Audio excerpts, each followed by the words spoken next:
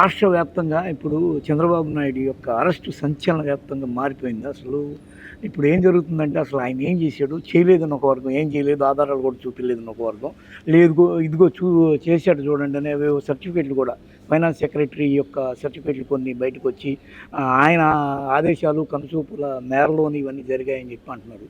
అసలు ఒక న్యాయవాదిగా మీరు ఏం చెప్తారు, చెప్పండి సార్ దీని మీద.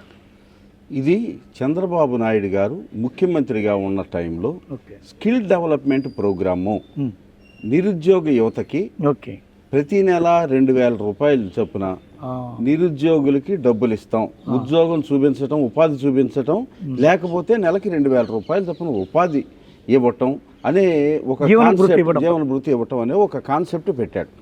దీనిలో భాగంగా వీళ్ళందరికీ ఒక నైపుణ్యం సాధించాలి అని అంటే ఒక ట్రైనింగ్ ప్రోగ్రామ్ ఒకటి కండక్ట్ చేయాలి అని చెప్పి అన్నాడు. వీళ్ళకి ట్రైనింగ్ ఇవ్వాలి అని అంటే సిమెన్స్ కంపెనీ అని ఎక్కడో జర్మనీలో ఉన్న కంపెనీతో టైఅప్ అయినట్టుగా, ఆ టైఅప్ అయినప్పుడు వాళ్ళకి గవర్నమెంట్ కి మధ్యలో ఒక ఒప్పందం కుదిరినట్టు, ఈ ఒప్పందంలో భాగంగా 3,700 కోట్ల రూపాయలు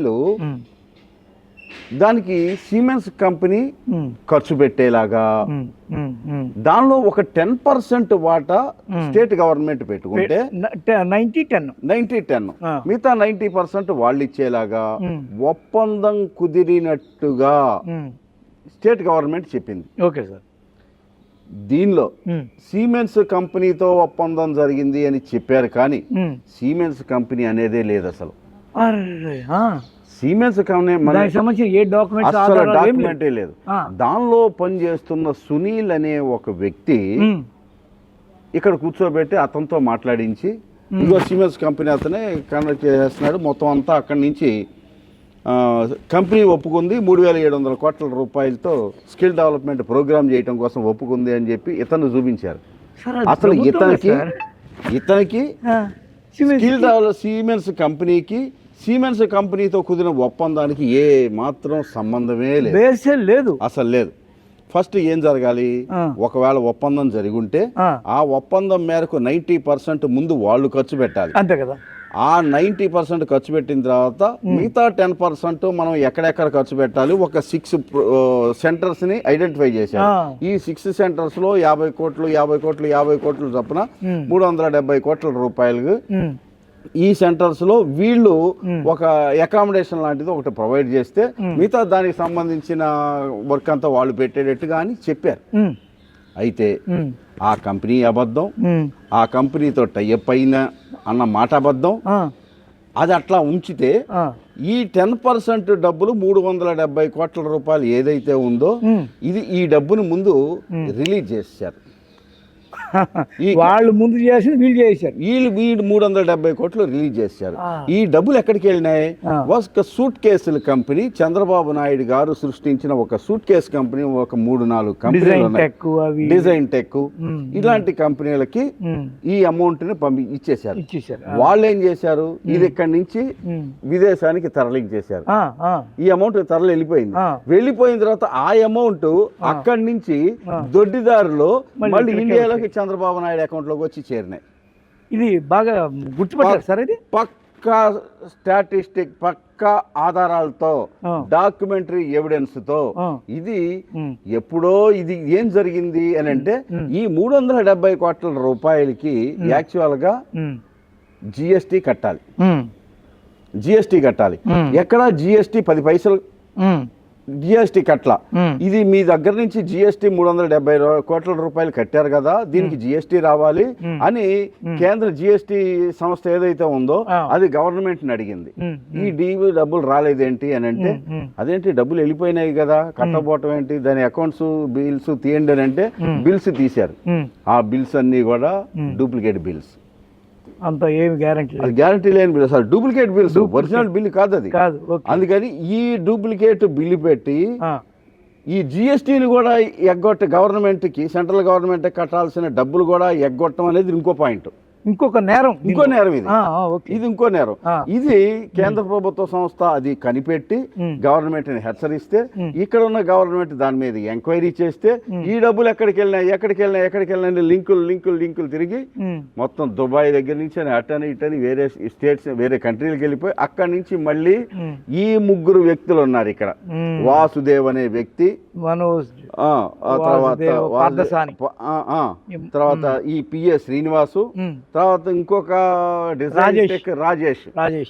వీళ్ళ ముగ్గురు ద్వారా ప్రతి యాంగిల్లోనూ ఇదొక్క కేసే కాదు, టిట్కో ఇళ్ళు గాని, ఆ తర్వాత మొన్న ఐటీ ఇన్కమ్ ట్యాక్స్ డిపార్ట్మెంట్ కి సంబంధించింది కానీ అట్లాగా ఫైబర్ నెట్ అది ఒకటి ఉందిగా, లోకేష్ ఫైబర్ నెట్. ఎక్కడ చూసినా వీళ్ళు కామన్ గా ఈ ముగ్గురు కనపడుతున్నారు. ఈ పాత్రలే ఉంటాయి, ఈ పాత్రలో వేరు కానీ పాత్రలు ఒకటే. చంద్రబాబు నాయుడు పిలుస్తాడు, వాళ్ళతో మాట్లాడి శ్రీనివాస్తో మాట్లాడంటాడు. శ్రీనివాసు దానికి డైరెక్షన్ ఇస్తాడు, ఏ రకంగా ఆ డబ్బుల్ని తీసుకొచ్చి ఈ అకౌంట్ లో ఇక్కడ పెట్టాలో ఈయన డైరెక్షన్ ఇస్తాడు.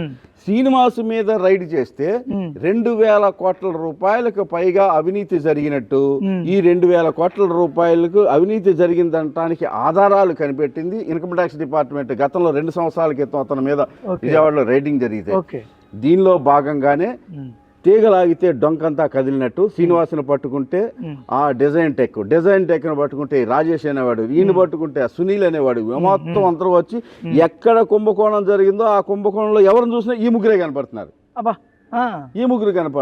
ఇట్లా దీన్ని పట్టుకొని మొత్తం తీగలాగితే డొంకంతా కదిలింది. ఇవాళ చంద్రబాబు నాయుడు కనుసన్నల్లోనే ఆయన చెయ్యమంటేనే చేసినట్లుగా ఆధారాలతో సహా మొత్తం ప్రూవ్ అయింది. అంతా ఉంది, డేటా ఉంది. ఇది ఒక పాయింట్, ఒక యాంగిల్. రెండో యాంగిల్ ఏంటి, ఈ 370 కోట్ల రూపాయలు ఎలా రిలీజ్ చేయటం, దీనికి ఒక అప్రూవల్ ఉండాలి, వాళ్ళతో సిమెంట్స్ కంపెనీతో ఒప్పందం కుదిరినట్టుగా ఒప్పందం ఉండాలి, ఈ ఒప్పందం మధ్యలో వీళ్ళు 10-90% కుదిరినట్టుగా ఇది ఉండాలి, క్యాబినెట్ యాక్సెప్ట్ చేయాలి, మంత్రిమండలి అనుమతి ఉండాలి. ఇవన్నీ జరగకుండానే ఇది ఫైనాన్స్ సెక్రటరీ ద్వారా చీఫ్ సెక్రటరీ గారికి పంపించి 370 కోట్ల రూపాయలు వాళ్ళకంటే ఇచ్చేసేయండి, సింపుల్ గా ఇచ్చేసేయండి అని అంటే, దీనికి అసలు అగ్రిమెంట్ లేకుండా ఏమీ లేకుండా ఇవి చేయటం కుదరదు అంటారు అని చెప్పి చీఫ్ సెక్రటరీ గారు చెప్పారు. ఇది చంద్రబాబు నాయుడు గారి ఇన్స్ట్రక్షన్స్. చంద్రబాబు నాయుడు గారు ఇమ్మన్నారు, ఇచ్చేసేయండి అంతే అని అంటే, నేనైతే సంతకం పెట్టనన్నాడు అప్పుడు చీఫ్ సెక్రటరీ గారు. ఎవరు సార్ పేరు? ఐవైఆర్ కృష్ణారావు గారు. నేను సంతకం పెట్టనన్నారు. ఇది చంద్రబాబు నాయుడు గారి ఇన్స్ట్రక్షన్, పెట్టాల్సిందే అని అంటే అప్పుడున్న ఫైనాన్స్ సెక్రటరీ వీళ్ళందరూ కూడా చంద్రబాబు నాయుడు గారు పెట్టమన్నారు గనక ఆయన ఇన్స్ట్రక్షన్ ప్రకారమే ఇస్తున్నాం తప్ప దీనిలో ఎక్కడ ఏమీ లేదని చెప్పి రాసి మరీ ఇచ్చేసారు. అదేనా ఇప్పుడు వైరల్ అవుతుంది? అదే అవుతుంది.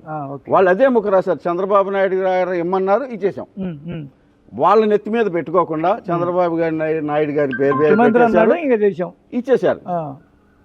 ఆ ఇచ్చేసిన దానికి చంద్రబాబు నాయుడు ఇప్పుడు బాధ్యత వహించి తీరాలి. మరి నా పేరు లేవు, ఇది అసలు లేకపోతే ఏమన్నా చంద్రబాబు నాయుడు అనేవాడు ఏమన్నా. ఆమె బీజేపీ అధ్యక్షురాలు కూడా ఇదే మాట అనింది. ఏమండి, ఒక మరిదిని కాపాడుకోవటానికి ఆయన చేస్తున్నారు. పవన్ కళ్యాణ్ అన్నాడంటే పెద్ద ఆశ్చర్యపడాల్సిన విషయం ఏం లేదు. ఎందుకంటే వాళ్ళిద్దరు పొత్తులో భాగంగా మాట్లాడుకుంటున్నారు. రెండో పాయింట్ ఏంటంటే వాళ్ళిద్దరు కలిసి పోటీ చేస్తున్నారు. చంద్రబాబు నాయుడు గారు పెట్టమంటేనే పార్టీ పెట్టాడని, చంద్రబాబు నాయుడు గారు ప్రచారంలోకి వెళ్ళమంటేనే వెళ్తున్నాడని, ఆ వారాహి వాహనం ఈయన కొనిపెట్టి పార్టీలో తిప్పమంటేనే తిప్పుతున్నాడు, అది ప్రపంచం అంతా అనుకునేమాట. సో ఆయన వచ్చి చంద్రబాబు నాయుడు గారికి సపోర్ట్ చేయకపోతే ఆశ్చర్యం కానీ దీనిలో ఇంకా పెద్ద ఆశ్చర్యం ఏం లేదు. పురంధరేశ్వరరావు గారు కూడా ఇంతకాలం ఉప్పు నిప్పుగా ఉన్న మనుషులు ఇవాళ మరిది గారు జైల్లోకి వెళ్ళిపోతారు అనేసరికి ఆవిడకి ఇది గుర్తుకొచ్చింది. అన్ని జనరలైజ్ చేస్తుంది. ఐటీలో రెగ్యులర్ గా వస్తాయి ఇలాంటివి నోటీసులు.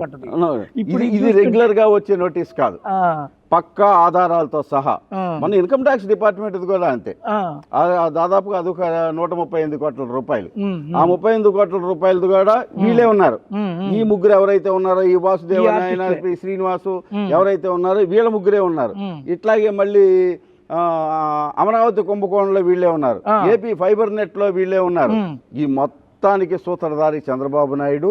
ఇవాళ 550 కోట్ల రూపాయలు దీని ఈ మొత్తం అంతా కూడా పకడ్బందీగా పక్కాగా అది ఈ చేతులు మారి అక్కడికి వెళ్ళి మళ్ళీ అక్కడి నుంచి ఈయన అకౌంట్లోకే దొడ్డిదారిన తెచ్చుకున్నాడు అంటారు. ఇప్పుడు అయిపోయినటువంటి ఓకే సార్. ఇప్పుడు చాలా మంది ఏమంటున్నారంటే ఇన్నేళ్ళ దీన్ని బయటకు తేల్చడానికి ఎందుకు ఇన్ని రోజులు సైలెంట్గా ఉన్నారు, ఆయన ఈ 5 ఏళ్ళలోనే ఇన్ని తప్పులు చేశాడా, ఇవన్నీ కొన్ని అంటున్నారు. ఈ 5 ఏళ్లలో చేసినవే.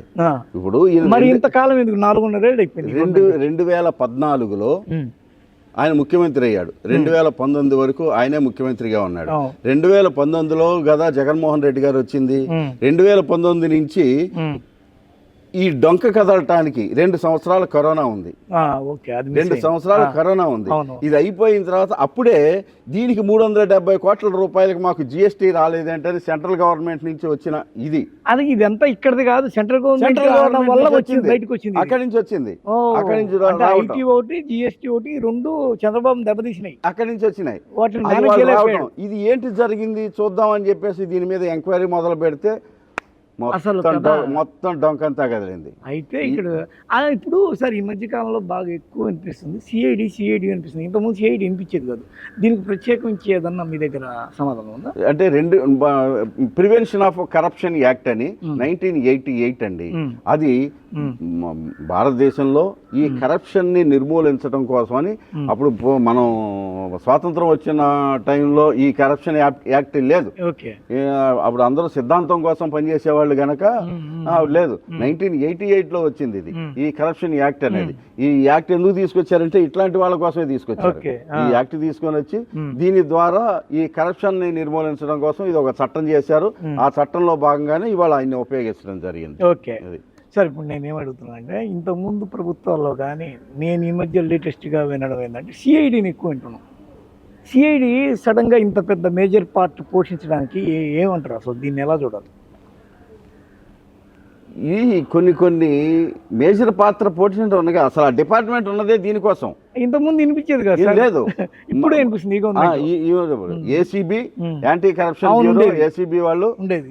సిఐడి వాళ్ళకి ఈ బాధ్యతలు వాళ్ళకి అప్పచెప్పి వీళ్ళు ఎక్కడెక్కడ మూల స్తంభాలు ఉన్నాయో ఏంటో అని వాళ్ళకి అప్పచెబుతున్నారు. సో దాని ద్వారా మనకి రఘురామకృష్ణరాజుది సిఐడి వచ్చింది. ఇట్లా వరుసగా 2-3 ఘటనలకి సిఐడి వస్తుంది. వాళ్ళ హెడ్లు బాగా పాపులర్ అవడం. అంతకుముందు గతంలో సునీల్ కుమార్ చీఫ్, సంజయ్ వీళ్ళు పాపులర్ అవడం, వీళ్ళు ఎక్కువ ఎలౌట్ అవుతున్నారు. సిఐడి సడన్ గా ఇలా బాగా అసలు దాన్ని తీసుకొచ్చిందే దానికోసంగా.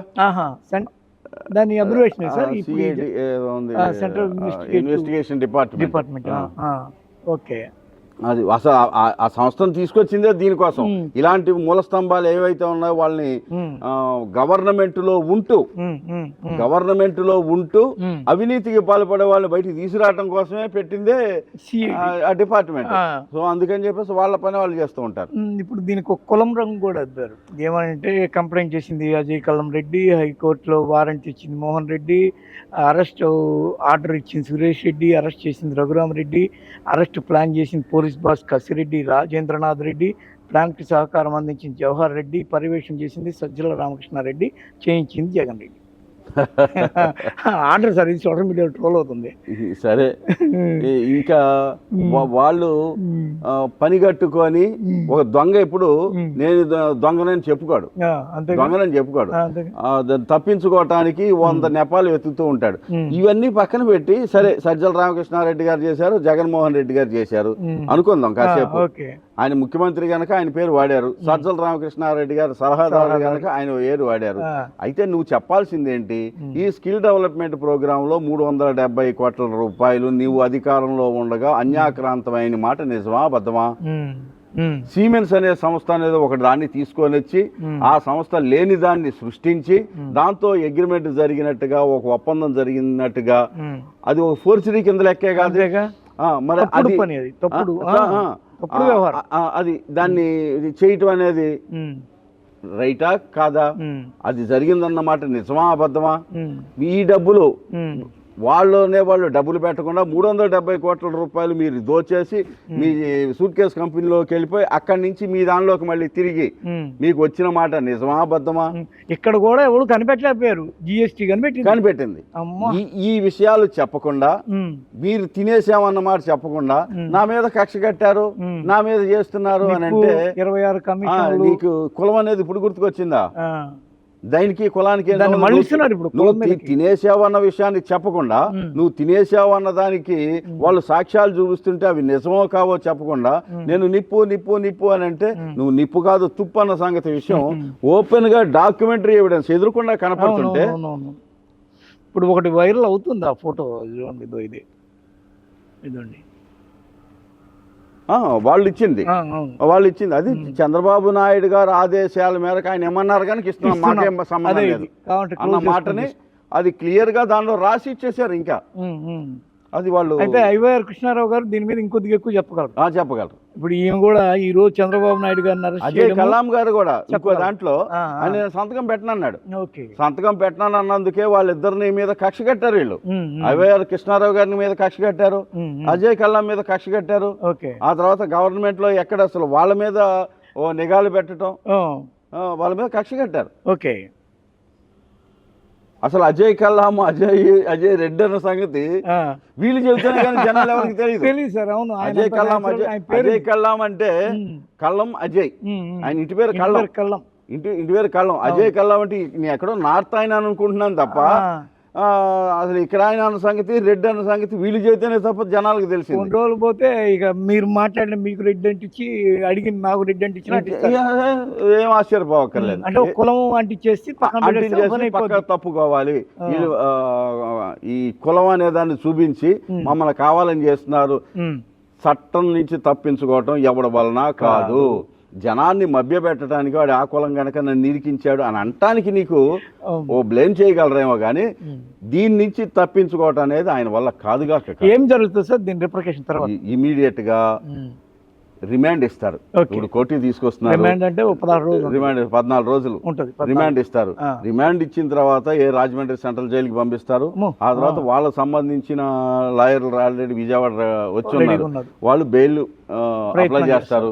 అప్లై చేస్తే న్యాయమూర్తుల దీంట్లో ఇది 7 సంవత్సరాల కన్నా పైబడినటువంటి కేసుల్లో సహజంగా అవినీతికి సంబంధించినటువంటి ఈ కేసుల్లో బెయిల్ ఇచ్చే అవకాశం 99.9999% లేవు. బెయిల్ ఎవరు డిమాండ్ పెట్టేస్తారు. ఆ తర్వాత వీళ్ళు బెయిల్ వేసుకోవటం, తర్వాత వీళ్ళు పోలీసు కస్టడీకి అడుగుతారు. దీని గురించి పూర్వాపరాలు ఎప్పుడు చెప్పమన్నా ఆయన నాకు టైం లేదు. మన ఐటీ దాంట్లో కూడా అంతే కదా, 4 సార్లు వచ్చిన తర్వాత ఇది 1.5 సంవత్సరం క్రితం జరిగినటువంటి ఐటీ వాళ్ళు పంపించినటువంటి నోటీస్ ఎప్పుడు అడిగినా ఇప్పటిదాకా సాక్షికి తెలియదు, ఎవరికి తెలియదు. వాళ్ళకి తెలిసిన ఈ మీడియానేమో అసలు బయటకి ఎక్కడా చెప్పకుండా అరవకుండా కూర్చుంటే 4 సార్లు పంపించిన తర్వాత 4 సార్లు కూడా ఏమని రిప్లై ఇచ్చాడు ఆయన, ఇది మీకు సంబంధం లేనిది, ఇది నన్ను ప్రశ్నించే అధికారం ఈ అధికారికి లేదు, అసలు మీరెవరు నన్ను ప్రశ్నించడానికి, మీరు చేయకూడదు, నన్ను చేయాల్సిన పలానా వాళ్ళు చేయాలి, ఇట్లాంటి వంకలు పెట్టి 4 సార్లు తప్పించుకున్నాడు. ఆంధ్రప్రదేశ్లో చాలా పెద్ద కథ రాశారు, తేలిపోద్ది, వాళ్ళకి హక్కులు లేవు, అతన్ని ఒత్తిడి చేసి మనోజ్ పార్థసాని మీద ఒత్తిడి చేసి తప్పుడు వాంగ్మూలం తీసుకున్నారు, ఇలాంటివి జైన్ డైరీలు అవి ఇవి అసలు ఇలాంటివి నిలబడవు అని చెప్పి రాశాడు. పిచ్చి అండి, పిచ్చి మాటలు ఇవన్నీ కూడా. లల్లూ ప్రసాద్ యాదవ్ గడ్డి కుంభకోణం కేసులో జైలుకి వెళ్ళాడు కదా, జీవితమే భూస్థాపితం అయిపోయింది కదా. జార్ఖండ్ ముఖ్యమంత్రి మధుకొడ ఈ అవినీతి కేసుల్లోనే కదా పర్మనెంట్ జీవితాంతం జైలు ఆయనకి వెళ్ళాడు కదా. జయలలిత మన పక్కన తమిళనాడు ముఖ్యమంత్రికి చేసింది, శశికళ అనుభవిస్తోంది కదా. వీళ్ళందరికన్నా అతీతుడా, రాజ్యాంగానికి అతీతుడా, మేనేజ్ చేస్తాడని పేరుంది. అయితే ఆయన కూడా తప్పించుకోలేనంతగా ఇరుక్కున్నాడు. ఆయనకి వ్యవస్థ కొంప ముంచేసింది. ఆయన వ్యవస్థల మీద ఎంత నమ్మకం ఉందంటే ఆయనకి, నా మనుషులే కదా అక్కడ లోపల కూర్చున్నది, ఏం చేసినా సరే వాళ్ళు నన్ను కనీసం గడప కూడా మెట్లు కూడా ఎక్కనివ్వరు, వాళ్ళు నన్ను కాపాడతారు అనే అతి విశ్వాసంతో ఉన్నాడు. అతి విశ్వాసంతో ఉండి ఏం చేసినా సరే కాగితం మీద ఇచ్చేయటమే. ఆయన సొంత తీసుకెళ్ళండి, ఆస్తిలాగా. తీసుకెళ్ళి సొంత ఆస్తిలాగా ఇచ్చేసేయండి. వాళ్ళంతా అట్లాగా కొంతకాలం కాపాడారు. దీనిలో మనం కాదనటానికి కూడా లేదు. కొంతకాలం కాపాడుకుంటూనే వచ్చారు వ్యవస్థల్లో. వీళ్ళ మనుషులు గాంధీ గారనే ఒక ఆయన ఈడీ ఎన్ఫోర్స్మెంట్ డైరెక్టరేట్ నుంచి జిఎస్టీ దగ్గరికి వచ్చి వీళ్ళందరూ కాపాడిన మనిషి శ్రీనివాస్ గాంధీ, ఏబి వెంకటేశ్వరరావు వీళ్ళందరూ కాపాడిన వాళ్ళే ఏదో రకంగా. తర్వాత ఎలక్షన్ కమిషనర్ చేశాడు ఒక ఆయన శ్రీనివాస్, ఇంకొక ఆయన రమేష్ నిమ్మగడ్డ, ఆయన. వీళ్ళందరూ వ్యవస్థల్లో ఈయన ద్వారా వెళ్ళినటువంటి మనుషులే వీళ్ళు కాపాడారు కొంతకాలం. ఇక వ్యవస్థ ప్రతిసారి కాపాడటం అనేది వాళ్ళకు కూడా సాధ్యం కానిటువంటి పరిస్థితుల్లో ఈయన ఇవాళ పూర్తిగా ఇరుక్కుపోయాడు. రెండోది ఇంకొక విషయం చెప్పాల్సింది ఏంటంటే, జనరల్గా వ్యవస్థల్లో ఉన్నటువంటి మనుషులు రిటైర్ అయిపోయిన తర్వాత ఇంకెటు రిటైర్ అయిపోయాను కదా, బాధ్యతలు లేవు. ఆ తర్వాత ఎలక్షన్స్లోకి వచ్చి పార్టిసిపేట్ చేసి గెలిచి మళ్ళీ అసెంబ్లీలోకి వచ్చో పార్లమెంట్లోకి వచ్చో కూర్చోవటం అనేది సహజంగా చూస్తున్నాం. కానీ ఈ వ్యవస్థల్లో ఉన్న మనుషులు రాజకీయం నుంచి వ్యవస్థల్లోకి వెళ్ళారు. రాజకీయాల్లోంచి వాళ్ళు ఎంపీలు గాను ఎమ్మెల్యేలు గాను పోటీ చేయాల్సిన స్టేజ్ నుంచి ఎవరెవరు సార్ వాళ్ళు ఉదాహరణ చెప్పండి. రమణ అలాంటి వాళ్ళు మనం ఆ పేరు ఉదహరించకూడదేమో అని కానీ నేను చెప్పట్లేదు. అట్లాగా వాళ్ళు రాజకీయాల్లోకి వచ్చి రాజకీయాల్లో నుంచి వ్యవస్థల్లోకి ఈ పార్టీ ద్వారా వెళ్ళి కూర్చొని ఎవరి ప్రయోజనాలు కాపాడటానికి ఇది క్లియర్గా అర్థం అవుతుంది. సో అందుకని చెప్పి వాళ్ళు ఉల్టా బనాయిస్తున్నారు. ఇప్పుడు వ్యవస్థని మేనేజ్ చేస్తున్నారు జగన్ రెడ్డి. మీరు ఇప్పుడు అనే వరకు నాకు కూడా ఇది ఐటీ, అదేమో ఐటీకి సంబంధించింది జిఎస్టీ వెలుగులో తెస్తే కానీ బయటపడలేదు. రాష్ట్ర గవర్నమెంట్కి దీనికి ఏం సంబంధం, వీళ్ళు టూల్ లాగా పనిచేస్తున్నారు. మీరు చెప్తుంటే అర్థమవుతున్నారు. సో అందుకని వీళ్ళు వ్యవస్థల్లో ఇతన్ని కాపాడుకోవటం కోసమే వ్యవస్థల్లో ఒక్కొక్క చోట ఒక్కొక్కరిని కూర్చోబెట్టుకుంటూ వచ్చారు. ఈయన చేసిన ఇంకో పని, ఇంకో 25 సంవత్సరాల వరకు వ్యవస్థల్లో ఈయన మనుషులు ఉండేలాగా సెట్ చేసుకున్నాడు. అయినా సరే గొప్ప ప్లాంటింగ్ ఇది. అయినా సరే ఈయన్ని బ్రహ్మదేవుడు కూడా కాపాడలేడు. ఈ కేసులో మీరు బ్రహ్మదేవుడు కూడా కాపాడలేడు. కాపాడదామని ప్రయత్నించిన వాడు కూడా ఇరుక్కుంటాడు. బుక్కుడు కాపాడదామని ప్రయత్నించిన వాళ్ళు కూడా ఇరుక్కుంటారు. ఏదో ఆశించే కాపాడటానికి చేశాడు. తీగలాగితే మళ్ళీ అక్కడ కూడా డొంక కదులుతుంది. ఇది సిచ్యువేషన్. ఇప్పటికి ఈ రెండేనా, ఇంకేమన్నా కూడా ఉన్నాయా? ఇంకా ఉన్నాయండి. ఇన్సైడర్ ట్రేడింగ్ జరిగింది కదా, అది వేల కోట్ల రూపాయలు. ఇది మీరు అసలు ఇప్పటి వరకు దొరికింది ఇన్కమ్ ట్యాక్స్ కానీ, ఇప్పుడు అనుకున్న జిఎస్టీ కానీ, అది ఇప్పుడు మనకు స్కిల్ డెవలప్మెంట్, వాళ్ళు గంటా నారాయణకి సంబంధించిన ఒక 550 కోట్ల గంటా శ్రీనివాసరావు, అదే దానిలో భాగమే. ఇది కూడా దానిలో భాగమే. ఇవి సముద్రంలో నీటి బిందువే, ఇంకా సముద్రం ఉంది. ఆయన గ్రేట్ ఓపెన్ గా చెప్తున్నాడు కదండి, నాది ఆస్తి 1,00,000 కోట్లని. అది ఒకటే వైర్లో అవుతుంది ఆ ముక్క. రెండోది, ఈయనకి ఎంత అండి, 2 ఎకరాల ఆస్తి పడాడు. వాళ్ళ నాన్న దగ్గర నుంచి ఈయనకి వచ్చిన ఆస్తి 2 ఎకరాలు. ఈయనకి కూడా కాదు, ఆయనకు ఉన్న ఆస్తి 2 ఎకరాలు కుటుంబానికి. వాళ్ళ తమ్ముడికి ఈయనకి పంచుకుంటే ఈయనకి వచ్చిన ఆస్తి ఎంత? ఎకరం. ఈ ఎకరం నుంచి 1,00,000 కోట్లు సంపాదించాడా? ఎవరిచ్చారు? వీళ్ళ మామగారు ఇచ్చాడా ఈయనకి ఆస్తి, లేకపోతే తండ్రి ఇచ్చాడా? ఎవరిచ్చారు? ఎక్కడి నుంచి పెట్టాడు ఇంత సంపాదన ఆస్తి? సరే, ఇవన్నీ బయటకు వస్తాయి. అన్ని బయటకు వస్తాయి. ఎవడో తప్పించుకునే సమస్య లేదు. సైకిల్ కాలం చక్రం తిరుగుతూనే ఉంటుంది. రేపు ఇవాళ మీ దగ్గరికి వచ్చింది, రేపు నా దగ్గరికి వచ్చి అవుతుంది, లేకపోతే ఇంకోటి దగ్గరికి అవుతుంది. చక్రం మాత్రం ఎక్కడ ఆగదు. నీ టైము బాగున్న టైంలో కొంచెం నడిచింది. ఇవాళ ఇది జగన్మోహన్ రెడ్డి జమానా. ఆయన ఊరుకునే సమస్య లేదు. ఆయన మీద అన్యాయంగా, సరే జగన్మోహన్ రెడ్డి కూడా కాదండి, అది పక్కన పెట్టేద్దాం. వ్యవస్థ ఇది. వ్యవస్థలో ఇన్ని వేల కోట్ల రూపాయలు నేను తినేస్తాను, మీరెవరో తినటానికి ఇవ్వలేదు, నీకేమన్నా రాసిచ్చారా? నువ్వు 5 సంవత్సరాల కాలానికి నీకు ఒక ధర్మకర్త హోదా నీది. అంతేగా, ముఖ్యమంత్రి అంటే ఒక ధర్మకర్త హోదా. 5 సంవత్సరాల కాలానికి నేను అక్కడ కూర్చోబెట్టి, నేను బాబు వెరిఫై చేయి, కొంచెం మాకేం కావాలో ఏంటో నువ్వు మానిటర్ చేయమన్నారు. తినేమని కాదుగా, నేను తినేస్తాను అని అంటే రాజ్యాంగం ఏమన్నా మీకు రాసిచ్చిందా, హక్కులు ఇచ్చిందా? అంటే ఇవన్నీ కూడా ఇప్పుడు ఆయన విర్రవీగింది కూడా ఏంటంటే, రాజశేఖర రెడ్డి 26 కమిషన్లు ఇచ్చి నన్ను బేకలేకపోయాడు, చిన్న ఆధారం కూడా చూపించలేకపోయాడు, అలాంటిది ఇతను ఎంత బచ్చా అనుకున్నాడు. రాజశేఖర రెడ్డి గారు అన్ని ఆధారాలు దొరికి కోర్టులో ప్రూవ్ అయ్యే టైంలో ఆయన ఒక పర్పస్ కోసం ఆయన దాన్ని విత్డ్రా చేసుకున్నాడు. ఆయన ఆధారం చూపించకపోవటం కాదు, ఆయన కేసులు విత్డ్రా చేసుకున్నాడు. వైఎస్ రాజశేఖర రెడ్డి గారు కోర్టు నుంచి కేసుల్ని విత్డ్రా చేసుకున్నాడు. ఎందుకు విత్డ్రా చేసుకున్నాను అంటానికి దానికి కారణం సోనియా గాంధీ గారికి చెప్పాడు. అప్పట్లో ఉన్న కాంగ్రెస్ పార్టీ మన రాజశేఖర రెడ్డి గారి మీద ఫైర్ అయింది. అవకాశం ఉండి లోపల తోసేద్దాం అని అనుకున్న టైంలో నువ్వు విత్డ్రా చేసుకున్నావు, దీనివల్ల మనం డ్యామేజ్ అవుతాం అని అంటే నేను ఏం చెయ్యాలో నాకు తెలుసు, ఈ మాట తీసుకెళ్లి సోనియా గాంధీకి చేస్తే సోనియా గాంధీ సాటిస్ఫై అయింది, కరెక్ట్ నువ్వు చేసిన పని అని విత్డ్రా చేసుకున్నాడు. అదే కానీ ఆయన ప్రూవ్ చేయలేక కాదు, ఆయనకి శిక్ష పడే టైంలో విత్డ్రా అయింది. అది ఇది కానీ అట్లా అనుకోవట్లా. ఇప్పుడు అదంతా నా నిజాయితీకి సంబంధించిన వ్యవహారం. జనాలకు తెలియదు గనక తప్పుడు వాగ్దానాలు తప్పుడు మాటలు చెప్పి నన్ను అరెస్ట్ చేస్తున్నారు, మీ అందరూ నన్ను కాపాడతారా, మిమ్మల్ని కాపాడే బాధ్యత నేను తీసుకుంటాను. నేనే కాపాడుకునే పరిస్థితుల్లో లేదు, వాళ్ళని కాపాడతాడు. Point number 1. రెండోది, అసలు నిన్నెందుకు కాపాడాలి? జనాలందరూ ఎందుకు నిన్ను అడ్డంగా అన్యాయంగా డబ్బులు తినేసినందుక, అన్యాయంగా దోచేసినందుక, వేల ఎకరాలని దోపిడీ చేసుకున్నందుక, ఎన్ని రకాలుగా కడుపు కూడా కొట్టి అసైన్ భూములు నొక్కేసినందుక ఎందుకు నిన్ను కాపాడాలి? జనాలకి ఏంటి సంబంధం? జనాలు నిన్ను కూర్చోబెట్టింది ధర్మకర్తగా మమ్మల్ని కాపాడమని కానీ నిన్ను దోచుకోమని కాదు కదా ఇచ్చింది. ఇది విజయవాడ తూర్పు టీడీపీ కంచుకోట సార్. ఇది ఎక్కడ చడి చప్పుడు లేదండి సార్, నిరసన లేదు, ఏం లేదు, ఒక పద్ధతి లేదు, పాడు లేదు, ఎవరు లేరు అంటే సానుభూతి లేదు. సానుభూతి ఈయన ఆశిస్తుంది అదే కదా. 3 రోజుల క్రితం ఏమన్నాడు, నన్ను అరెస్ట్ చేయబోతున్నారు అని ముందు నుంచే చెప్పుకుంటున్నాడు, పికప్ చేశాడు. అయితే ఆశించిన స్థాయిలో రెస్పాన్స్ రాలేదు. ఇవాళ రిమాండ్కి పెట్టిన తర్వాత చూడండి, నాకు తెలిసినంత వరకు, నాకు అర్థమైన ఈ రాజకీయం అర్థమైనంత వరకు సోమవారం నాడు ఆంధ్ర బంద్కి పిలిపిస్తారు వీళ్ళు. ఆంధ్ర బంద్కి పిలిపిస్తారు.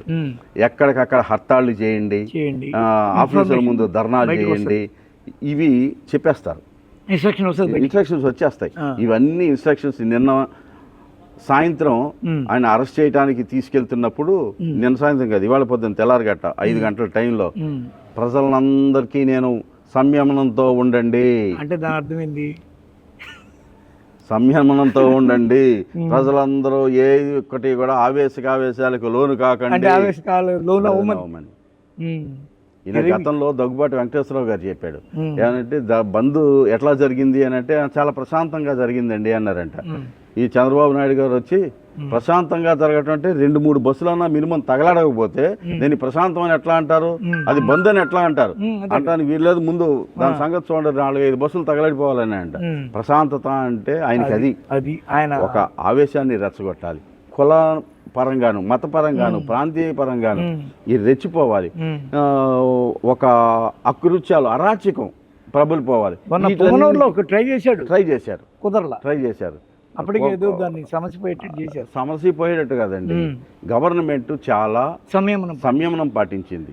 ఈయన కుట్ర ఏంటి, ఎట్లాగైనా లోపలికి వెళ్ళాలి. అరాచకం ఏదో గొడవ చేసి వీళ్ళు పోలీసులు ఫైరింగ్ అంటారు, ఆ ఫైరింగ్ లో ఎవరో ఒకళ్ళు ఇద్దరు చచ్చిపోవాలి. ఆ చచ్చిపోవాల్సిన ఇది చూపించి జగన్మోహన్ రెడ్డి పరిపాలనలో ఎంత అరాచకం జరుగుతుందో చూసి తప్పింది అని చెప్పి రాష్ట్రపతికి, గవర్నర్కి మెమరాండాలు ఇవ్వాలి. ఆంధ్రాలో బంద్లు, హర్తాళ్లు, ధర్నాలు పిచ్చమేరిపోవాలి. ఇదే టైంలో ప్రతిపక్షాలను అందరినీ కూడా దగ్గర తీసుకొని జగన్మోహన్ రెడ్డిని ఒక భూతంగా క్రియేట్ చేయాలి. ఇది ఒక ప్లాను, ఒక పకడ్బందీ స్కెచ్ చేశాడు. దీని ముందే గ్రహించిన పోలీసులు చాలా సంయమనంతో దెబ్బలన్నా తిన్నారు, పోయినాయి కానీ దెబ్బలన్నా తిన్నారు కానీ ఏ మాత్రం కూడా ఇంత కూడా ఊగిసలాట్ లేకుండా హ్యాండిల్ చేశారు. ఇదే పని భీమవరంలో చేయాలని ట్రై చేశారు. భీమవరంలో కూడా ఇంతే సంయమనం పాటించారు. గన్నవరంలో ఇక్కడ పాదయాత్రకు అని చెప్పి వచ్చి గన్నవరంలో వీళ్ళు చేసిన పని ఏంటి, జగన్మోహన్ రెడ్డి గారిని అమ్మలక్కల బండబూతులు తిట్టి ఏదో ఒక రకంగా ఆయన్ని రెచ్చిపోయి కడుపు మండిపోయి అసలు వీళ్ళని ఏదో తేల్చాలరా 20 కేసులు ఉంటే నీకు నామినేటెడ్ పోస్ట్ ఇస్తాను, రౌడీ షీట్ రా.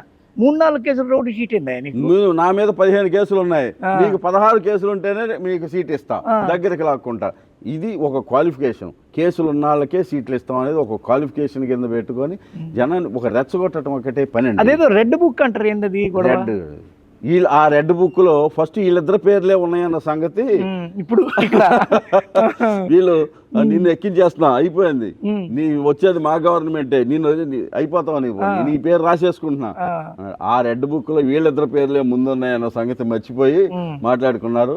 అయిపోయింది. రేపో ఎల్లుండో లోకేష్ కూడా ఆయన పాత్రను కూడా సిబిసిఐడి, ఈడీ, మొత్తం ఇన్కమ్ ట్యాక్స్ డిపార్ట్మెంట్ దగ్గర నుంచి మొత్తం అన్ని కూడా ఎంక్వైరీ చేస్తున్నారు.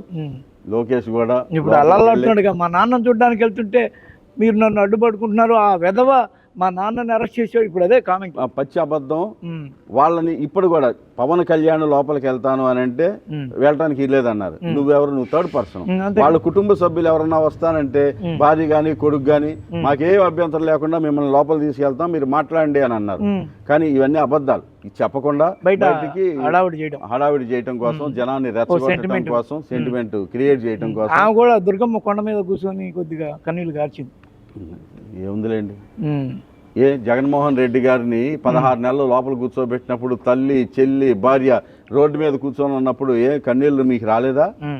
లక్ష్మీపార్వతి గారిని పట్టుకొని బండ బూతులు తిడుతూ వాడెవడో తెలుగుదేశం మీడియా, ఆ మీడియా వాళ్ళ చేత ఏదో బూతులు మాట్లాడించి ఆవిడ డ్రైవర్ చేత ఫోన్లోంచి ఎవరికేదో అక్రమ సంబంధం ఉందని చెప్పేసి క్రియేట్ చేసినప్పుడు ఆడియో పెట్టినప్పుడు కన్నీళ్లు కార్చలేదే?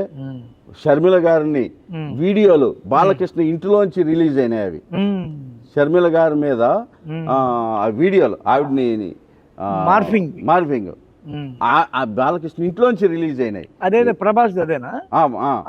మరి ఆ రోజున కన్నీళ్ళు కార్చలేదే? ఈ ఆడపిల్లని నీకు ఎందుకని గుర్తు రాలేదా? ఇవన్నీ తర్వాత వీళ్ళు చేసిన అవినీతి ఆ రాజధాని కోసం అని చెప్పేసి నిలువు దోపిడీ ఇచ్చింది. నా గాజులు ఎక్కడికి వెళ్ళినాయి? ఆంధ్రజ్యోతి రాధాకృష్ణ ఒక సంచులు నింపుకున్నాడు. ఈయన జోలి పట్టుకొని మనతో తిరిగాడు. ఇవన్నీ ఎక్కడికి వెళ్ళినాయి? ఎవరు ఇచ్చారు మీరు? ఇది తీసుకొని ఎక్కడ దాచారు మీరు? వీటి లెక్కలు చెప్పరా వీటిలన్నిటికీ? వీళ్ళ అవినీతి పేజీలు కాదండి, గ్రంథాలు అవుతాయి రాసి.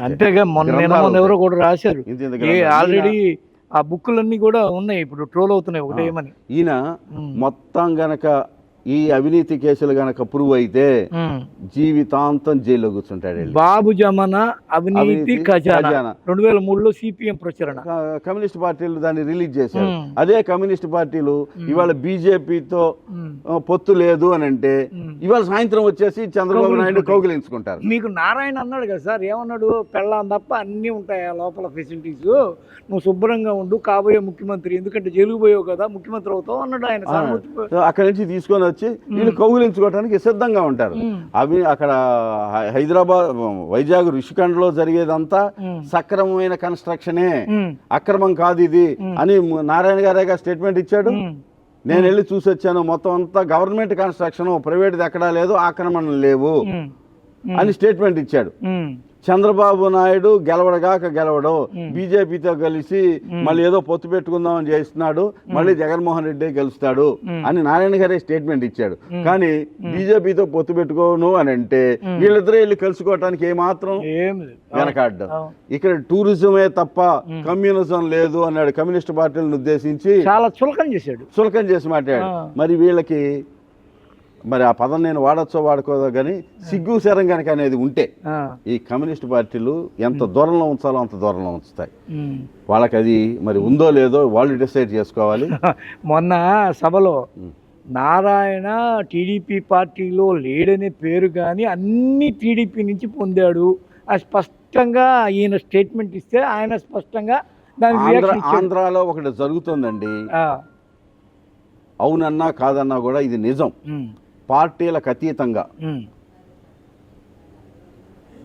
ఈయన సామాజిక వర్గం వాళ్ళందరూ ఒకటి అయిపోయారండి. అంతే.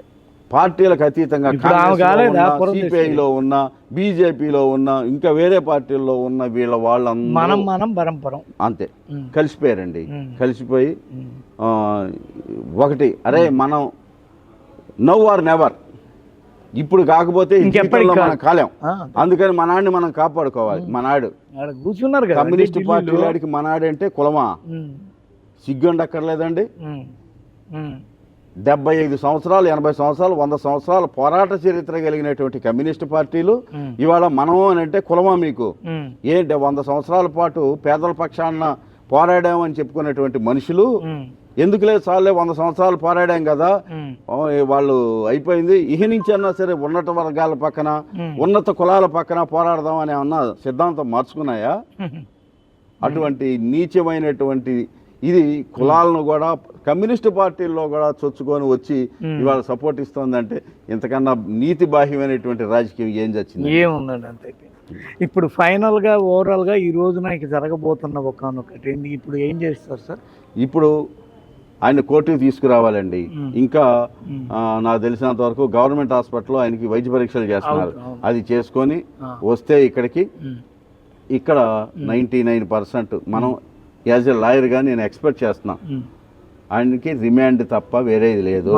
రిమాండ్ ఇచ్చేస్తారు. రిమాండ్ ఇచ్చి పంపించిన తర్వాత ఆల్రెడీ లాయర్లు, సుప్రీంకోర్టు లాయర్లు కూడా వచ్చి కూర్చున్నారు. బెయిల్ గురించి అప్లికేషన్ పడేసి ప్రిపరేషన్ అయిపోయింది. అది తీసుకొని వచ్చి కూర్చున్నారు. దాని మీద మాట్లాడటం కోసం, అసలు రిమాండ్ ఇవ్వద్దు అని అడగటం కోసం కూర్చున్నారు. 1 గంట అయినా 2 అయినా సరే వీళ్ళ వాదనలు చెబుతారు. చెప్పేస్తే వీళ్ళు రిమాండ్ పెట్టేస్తారు. సోమవారం నాడు పొద్దున్న మళ్ళీ పోలీసులు పోలీస్ కస్టడీకి ఆయన్ని క్వశ్చన్ చేసుకోవాలి గనక పోలీస్ కస్టడీకి వాళ్ళు అడుగుతారు. ఒక పక్క పోలీస్ కస్టడీ పిటిషను, రెండో పక్క వీళ్ళు ఇక్కడ కాదు అని అంటే హైకోర్టుకి వెళ్ళి అక్కడ మళ్ళీ బెయిల్కి అప్లై చేస్తారు. 99% ఆయనకి ఈ 5-6 రోజులు, వారం రోజుల పాటు వచ్చే అవకాశం లేదు. బెయిల్ లేదు. ఓకే, రిమాండ్ కుదిరితే 14 రోజులు.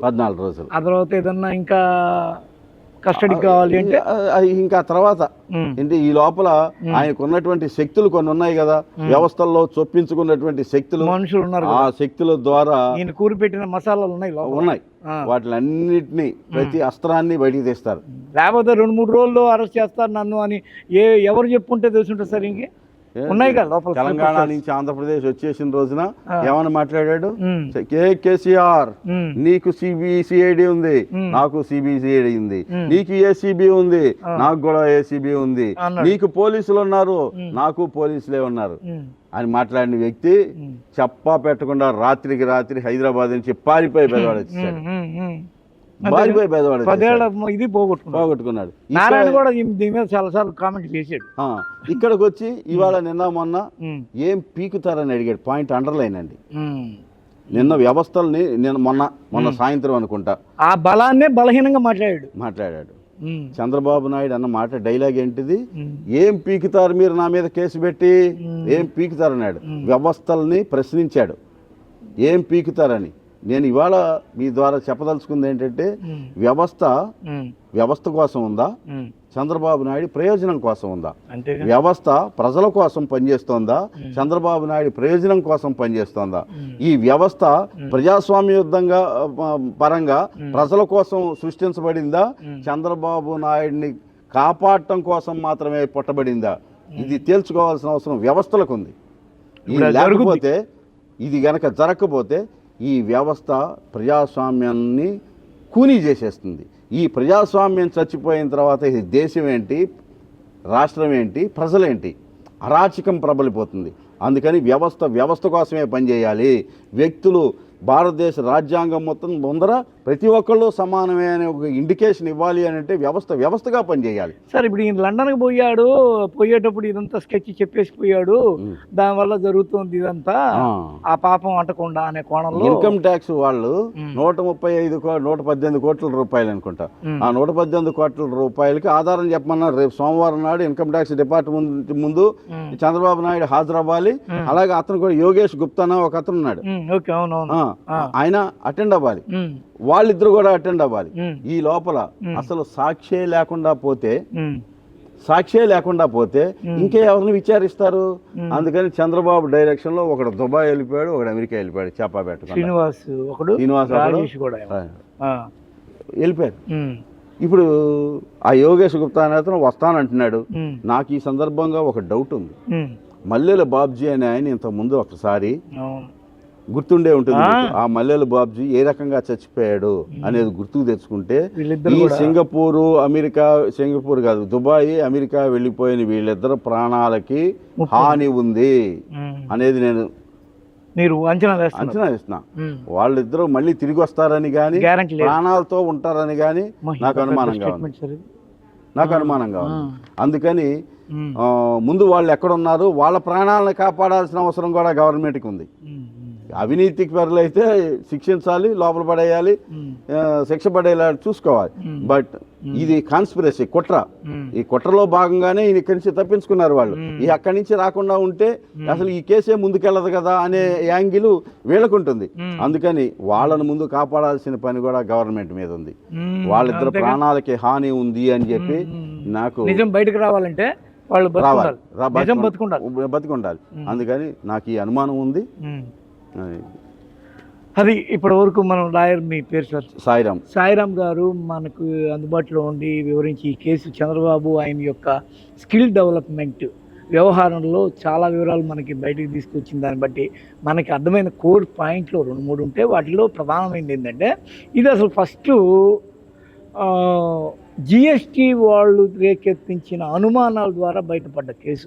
ఇది స్టేట్ గవర్నమెంట్ కూడా దీన్ని గెస్ చేయలేకపోయింది. దీన్ని జిఎస్టీ వాళ్ళు తీసుకొచ్చారు. అంటే ఇప్పటి వరకు ఐటీ సెంట్రల్ సంబంధించిందే, కేంద్రానిదే, జిఎస్టీ కేంద్రానిదే. కేంద్రం చేసుకుంటున్న దీనిలో వీళ్ళు ఇక్కడ ఉన్న సిఐడి ఆఫీసర్లు, పోలీసులు టూల్గా వ్యవహరిస్తున్నారు తప్ప ఇందులో స్టేట్ గవర్నమెంట్ అనేది ఆ పాత్ర కానీ ఉన్నట్టు కనిపించట్లేదు. ఉన్నదంతా కేంద్ర సంస్థలు, వ్యవస్థలు చేస్తున్న ఒక ఇన్వెస్టిగేషన్లో భాగంగా ఈరోజు ఆయన జైలుకు వెళ్ళే పరిస్థితి ఉంది. ఇప్పుడు ఈరోజు రాత్రంతా బెయిల్ కోసం ప్రయత్నాలు, తర్వాత ఏదన్నా రిమాండ్ విధిస్తే దాన్ని బట్టి ఆ తర్వాత ఆయన కస్టడీకి వెళ్తాడా అనేవి కొన్ని ఇంకా సస్పెన్స్తో కూడుకున్నవి. అవన్నీ తీసే వరకు నమస్తే సార్. Thank you sir. మీరు ఇంతవరకు మాకు అందించిన వివరాలకు ధన్యవాదాలు సార్. Thank you sir. నమస్కారం. ఓకే, చాలా అనుమానాలు పటాపంచం చేశారు. Okay, thank you.